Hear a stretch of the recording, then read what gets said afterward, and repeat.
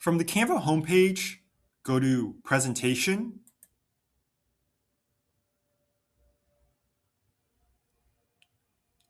If you have a presentation that you already made or you want to start from scratch, you can go to Templates and select any type of template that you want. So for this example, I'm just going to select this presentation here.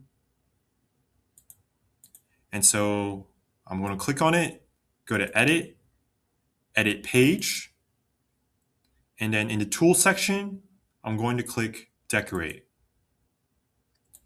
So I'm going to describe what features or icons or graphics I want to add to this presentation. So I can write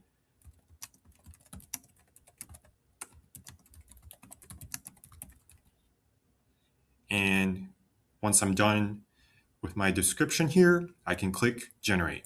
So once it's done, Canva is going to generate 4 different results for me. So I can choose any of the 4 results. And if I'm not satisfied with the result, I can keep going to the description and prompt it again until I generate the result that I want.